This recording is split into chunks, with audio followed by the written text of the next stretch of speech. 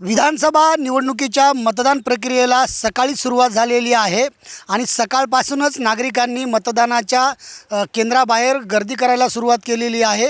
हिंगोली शहरातील महिलांसाठी स्पेशल जे केंद्र तयार करण्यात आलेलं आहे त्या केंद्रावरती मी उभा आहे आणि आपण जर पाहिलं तर विधानसभा निवडणुकीच्या या मतप्रक्रियेसाठी सखी मतदान केंद्र या ठिकाणी उभारण्यात आलेलं आहे। या मतदान केंद्राला पिंक पोलीस स्टेशन असं देखील या ठिकाणी नाव दिलेलं आहे आणि आपण जर पाहिलं तर आज सकाळीच पहिल्या क्रमांकाची ही जोडी मतदान करून आता पुन्हा आपल्या दैनंदिन कामाकडे चाललेली आहे।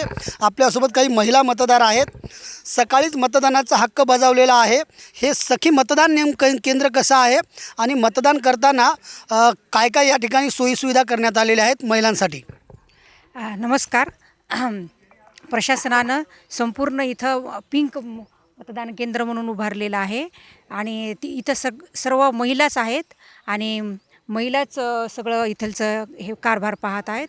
इथं सगळं प्रशासनानं सगळं सोयीसुविधा उपलब्ध करून दिलेल्या आहेत। तुम्ही स्वतः मतदानाचा अधिकार जो आहे तो बजावलेला आहे, इतर महिलांना नागरिकांना काय आव्हान असेल?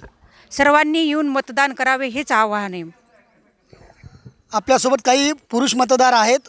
खरं तर प्रशासनानं मतदानाचा टक्का वाढवण्यासाठी मोठे प्रयत्न केलेले आहेत।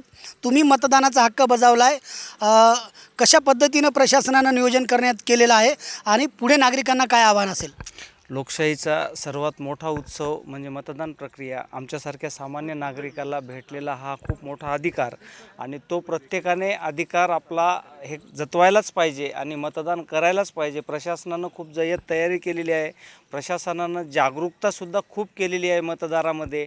तरी नागरिकांनी आज सुट्टी न मनवता येऊन घराच्या बाहेर पडून मतदान करून आपला मतदानाचा अधिकार जागा करायला पाहिजे। नक्कीच तर हे सर्व मतदार होते आणि हिंगोलीच्या सिटी क्लब मैदानावरती सखी मतदान केंद्रावरती ह्या सगळ्या सोयीसुविधा करण्यात आलेल्या आहेत। जिल्ह्यातील सर्व मतदान केंद्रावरती देखील मोठ्या प्रमाणामध्ये मतदारांसाठी प्रशासनानं मोठं नियोजन केलेलं आहे। त्यामध्ये दिव्यांग असतील, ज्येष्ठ नागरिक असतील, या सगळ्यांनी मतदानाचा हक्क बजवावा असं जे आवाहन आहे ते प्रशासनानं केलेलं आहे। साम TV देखील तुम्हाला हेच आवाहन करत आहे, लोकशाहीच्या बळकटीकरणासाठी आपण घराच्या बाहेर पडा आणि मतदानाचा अधिकार बजवा। संदीप नागरे, साम TV न्यूज, हिंगोली। देश विदेशातील प्रत्येक घडामोडींचे लाईव्ह अपडेट मिळवण्यासाठी आता साम टीव्हीच्या सर्व सोशल मीडिया प्लॅटफॉर्मला लाईक, फॉलो आणि सबस्क्राईब करा। तसंच सर्व नोटिफिकेशनसाठी बेल आयकॉन प्रेस करायला विसरू नका।